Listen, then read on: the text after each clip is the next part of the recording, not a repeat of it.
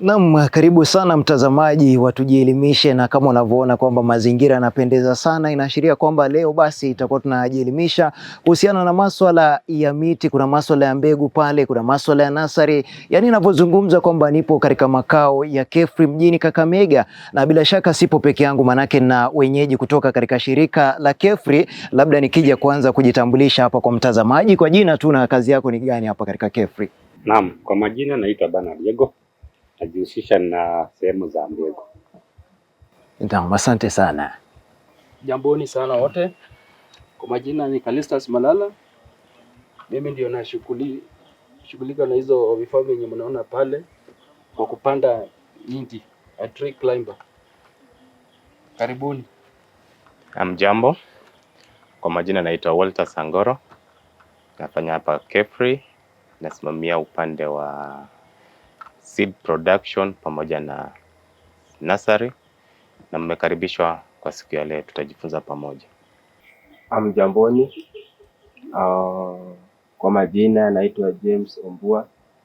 Mimi ni forest field assistant kwa upande ya nursery. Karibuni sana. Asante. Kwa majina naitwa Omana Musa, afanya saidi ya nursery. Karibuni. Naam. Asante sana mtazamaji, natumai kwamba umeweza kujua jina lao, na bila shaka labda nikija kwako Walter, kwa yule mtazamaji labda expect kwamba leo tutakuwa tunaangazia nini haswa? Leo tunataka kuwaonyesha kazi ambayo tunafanya hapa kama KEFRI, hasa kwa upande wa mbegu na kwa ukuzaji wa miche. Kwa sababu KEFRI is mandated to mambo ya kuproduce, selling na kudistribute, na tunataka kuonyesha kazi ambayo tunahusisha nayo kwa kutengeneza zile mbegu, kwa kwanza kwa kuziokota kutoka kwa msituni, kuja kuzisafisha na kuzifanyia testing ili tuhakikishe zimefikisha kwa kile kiwango cha ubora wa upandaji. And then tutaangalia tena mambo ya nursery, ambapo tutaangalia vile tunafaa tukuze miche zetu, kuanzia kule kwa kupanda mbegu, kuziotesha mbegu na kuziweka hadi kwa makaratasi hadi zifike kwa kile kiwango cha kuzipanda. Naam. Yeah. Asante sana. Wamesema kwamba safari itakuwa inaanzia kwenye msitu. Unajua unapotaja msitu kwamba watu wengi wanaipenda sana, wanasema wacha tuingie kichaka. Na basi mtazamaji, tuingie kwenye kichaka tuone kwamba jinsi ambavyo hali inavyofanywa. Karibuni.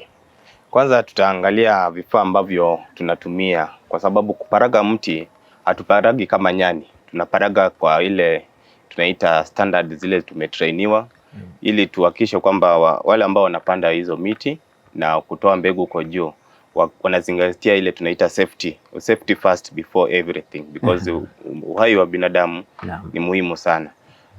Nitakaribisha mwenzangu ili atupitishe kwa zile vifaa ambavyo tuko nao moja kwa moja. Na tatuanzia na hii kifaa, tueleze ni kifaa cha nini sasa. Hivi ni vifaa ambavyo vinahusishwa pale katika masuala ya safety. Yes. Hizi sasa ndio tools wote tunatumia wakati tunataka kufanya collection ya mbegu. Sasa hii ndio inaitwa climbing spas. Si Tottenham spas ile ya inaitwa climbing. Basi inaitwa climbing spas. Alafu hii ndio body harness. Inaitwa full body harness. Iko na hii climbing line. Hii ni climbing line. Hii inaitwa locking shear. Inatumika, mtaonyesha vile inatumika kule juu kupata mbegu. Hizi ndio climbing boots, lazima uwe na hizi. So lazima unaweka hii kwanza. Hii lazima uweke. Ndio unaona tayari umeweka. Hii ndio inaitwa zile pale climbing line na securing. Naam. Alafu hapa kuna sekatua. Ukifika kule ukiona mbegu kule unakata ndio uone kama iko maturity. Na vitu zingine. Alafu hii ndio inaitwa descending rope.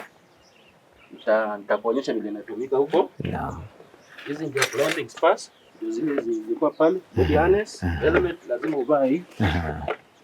Ngaji hii ni ya white na hii ya green. Labda kuna mtu atauliza mbona uweke kwenye kichwa helmet unapopanda kule juu? Sasa vile unapanda ni protection ya kichwa, kwa sababu branch inaweza kuangukia. Sasa unajua hizi kufikia direct, sasa huwezi pata na ajali. Alafu kuna hand gloves lazima uvae kwa mkono ukinini. Na hii after harvest nini? Hii ni gani back tunaizingiza hapo ndani. Naam. Alafu ndio hii ndio canvas. Ukikata mbegu unaangukia hii canvas ndio iwe rahisi kwa kutoa. Alafu pia naona kwamba kuna zingine pale. Alafu hizi tayari nishafanya collection. Nimekuja kwa extract. Sasa ndio nilikuwa nafanya cleaning kidogo. But nitakuonyesha vile tunapeleka pale kwa drying beds. Tuandamana huko chini. Naam. Vile wanasema tuingie kichaka sasa, mtazamaji. Naam. Kwa jumla hizi ndio vitu ambavyo tunatumia kwa secure wa wale ambao tunaita seed collectors au seed climbers. Tree climbers lazima wajisecure, wanavaa hii kwa mguu. Sasa hizi huwa unaona watu wa Kenya Power pia huwa wanakuwa nazo. Na kila ambacho Kenya Power huwa hawana ni kamba. Lakini hii kamba tutaonyesha, unajua ukikuwa huko juu kuna kitu chochote kinaweza tokezea. Yaani upate huko kuna nyuki, upate kuna nyoka. Na hii ndio itakusaidia kutoroka haraka. Sasa unashuka na kamba kutoka kule juu. Kamba sasa tena urudi na mti kwa stem kwa kuteremka na kamba yenyewe. Yes, karibuni tutaenda kwa uwanja tuone.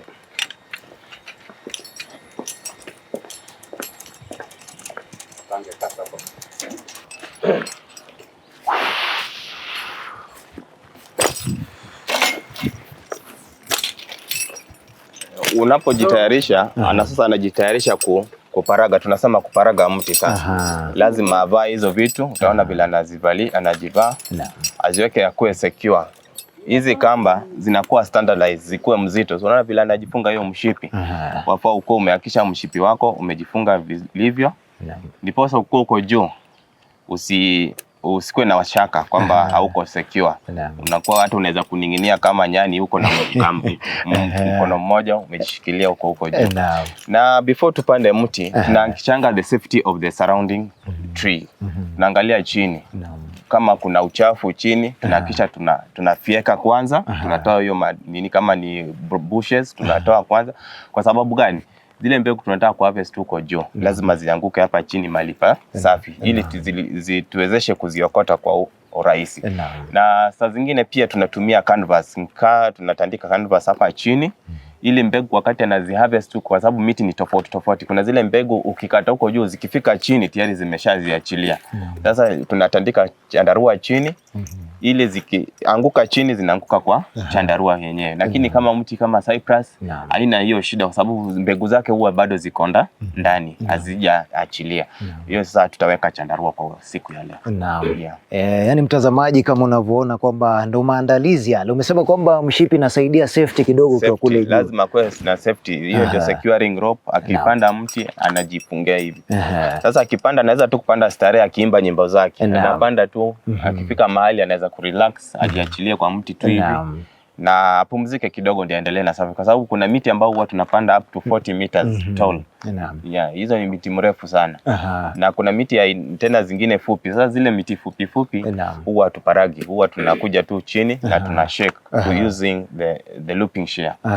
Sasa hii unavuta, tunavuta na tunatingiza au tunazikata tukikuwa karibu nazo. Na labda pia kuna mwingine atauliza kwamba zile climbing ambayo ameweka pale katika viatu pia inasaidia nini haswa napokuwa nataka kupanda kwenye mti? Kwa wasaidia anapanda mti, hizo zinamsaidia asiteleze kwa sababu unaona ziko na spike pale. Hiyo spike wakati anapanda inadunga, inashikilia kwa maganda hapo. Sasa inampanda anakuwa na ile grip ya kushikilia. At the same time hizi tena kuna aina mbili.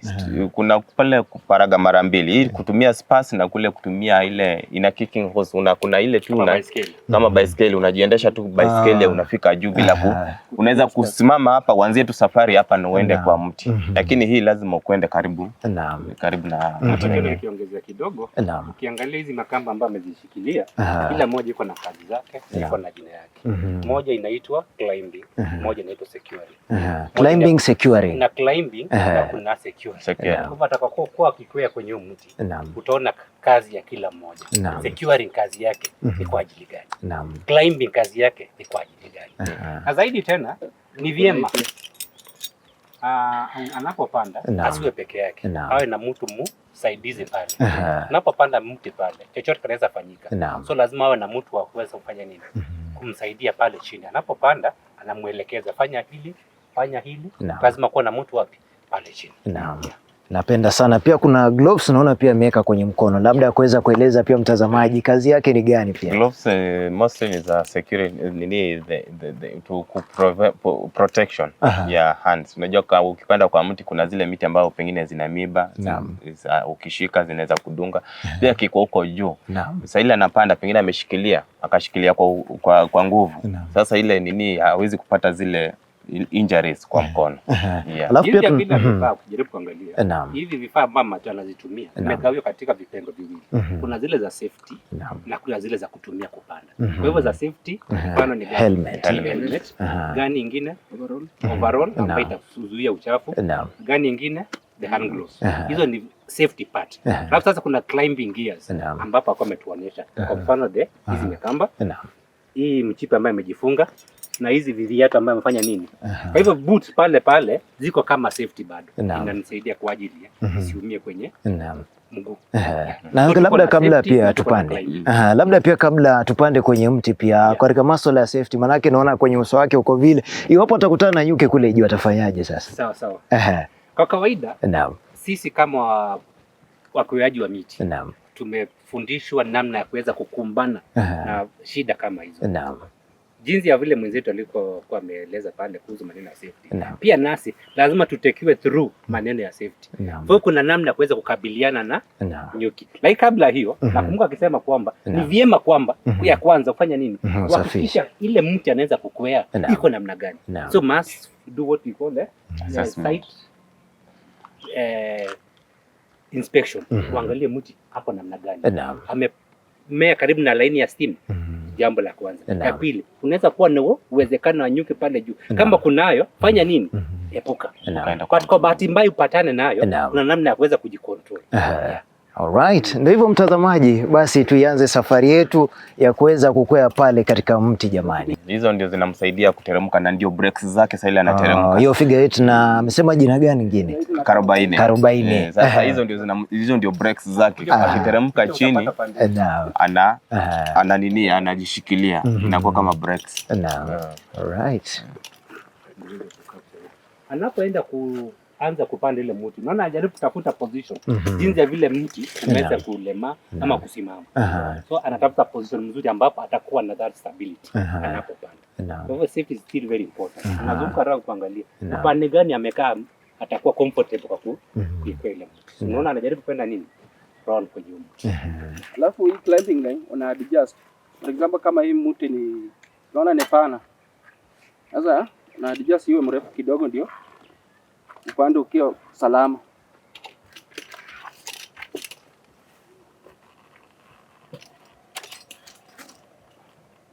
Alafu na kisha umelock.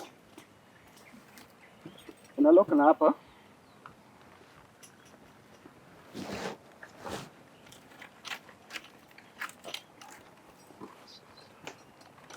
Sasa kuna mali alisema kuna kamba ya securing. Ile securing ikifika sasa kwa branch kama hiyo, unapata hawezi kuendelea na safari hivyo. Itabidi sasa atumie ile kamba nyingine ambayo inaitwa securing kujisecure ile overcome the branch. Atairusha hiyo kamba, akishairusha ataichukulia the other side. Akishachukulia hiyo side nyingine, alafu atajifunga tena. Akishajifunga atafungua hii nyingine tena. Aendelee na safari. Yes. Sasa ingine ambayo ameitoa tena akikutana na branch nyingine juu anatupa tena juu. Anatupa juu tena. Tatumika tena pale juu. Kwanza zile nilipa jina mara mbili. Kuna overcoming na kuna climbing. The same kamba but itakuwa na majina mangapi? Mawili. Kulingana na kazi ambayo inafanya huko juu. Ndio nasema usimtukane mkunga wakati uzazi ungalipwa. Itaandika mahali. Sasa akishafika mahali unaona kama pengine amechoka kidogo, anajipumzisha kidogo. Mimi nikwambia sasa ako secure, ana relax kidogo. Sababu kupanda mti si kazi rahisi. Ukikwambia upande saa hiyo hutaweza. Wewe unaona ni rahisi hivi anakienda hivi, lakini ukipewa hiyo kazi ngumu sana. Akifika mahali sasa, akifika pale tuseme kwa mfano pale tumefika kwa mbegu sasa. Hapo sasa amefika mahali sasa mbegu branches. Unaona kama hizo branches ziko na ameona mbegu ziko hapa chini zimetoka vizuri. Ataitisha kitu kinaitwa looping shear. Looping shear ni hii mashini tunaita mashini kwa sababu inakata iko na nini makali pale mbele. Naam. Atafungiwa sasa hii. Anafungiwa kwa hii kamba sasa. Atafungiwa kwa hii. Before afunge atajisecure pale juu. Akisha hiyo kamba iko kwa state mzuri ili hata kitu kikifanyika hata kabla haja nini anaweza kuteremka haraka. Wacha ajisecure huko juu kwanza. Angalia ile branch ambayo iko strong ndio ataweka hiyo kamba ya kushuka. Sasa kwenye safari wewe ndo msaidizi wake sasa. Na ukihakikisha tulikuwa tunasema mambo ya safety. Wale ambao wanakuwa chini ni vile tu sasa sisi tumepita nini kidogo lakini hatutakeni tukue hapa karibu. Ule pale unamwona tayari ako na helmet. Bila shaka. Ako na helmet. Kwa sababu gani? Huko unajua anaweza kufika juu branch wewe mjamaa afike mahali kanyage branch na hiyo branch ianguke. Ikikuja yafaa ikuwe imepata mjamaa kwa secure. Hata ikigonga kichwa haiwezi umia. Hiki sasa ndio kinatumika kukata mbegu kule juu.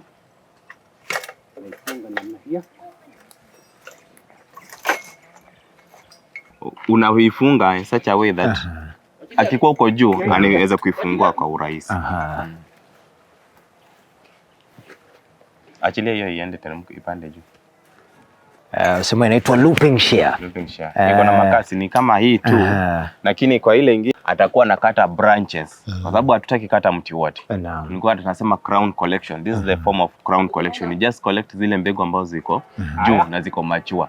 Sasa angalia mfano ameangalia hiyo branch iko na mbegu. Ataikata na ianguke chini. Itaanguka chini.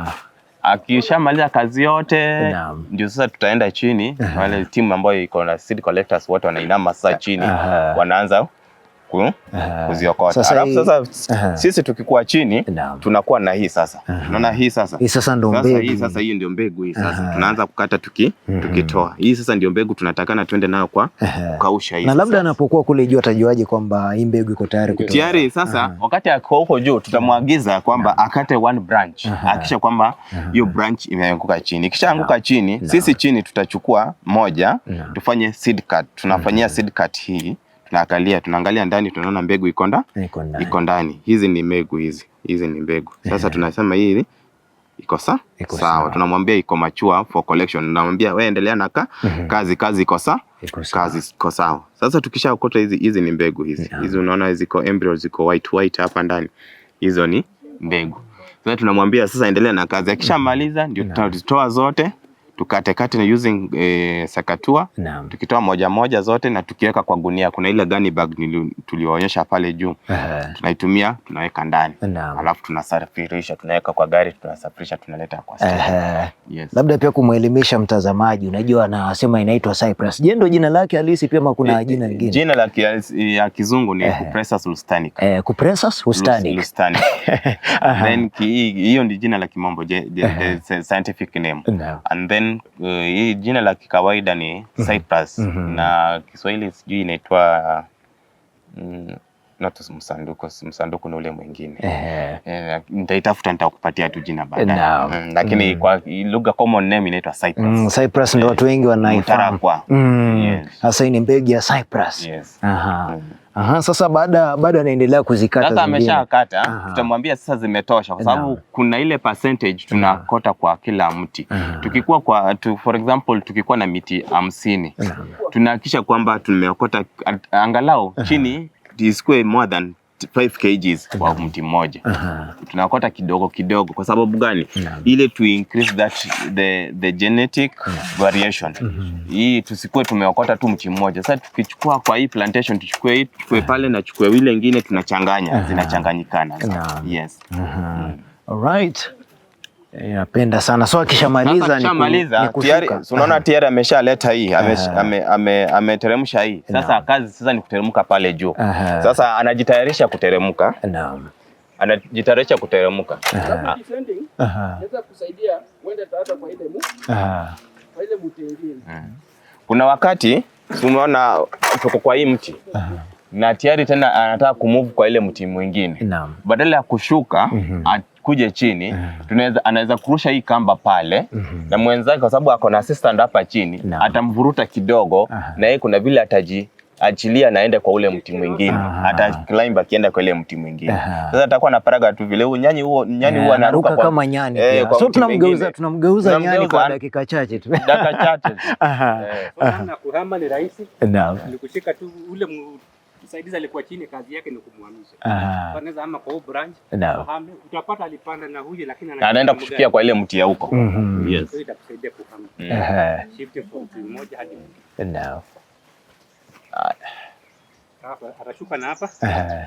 So in case nimepatana na nyoka huko juu, unafunga tu pole pole, kwa sababu kuna vile aliuliza, usibabaike.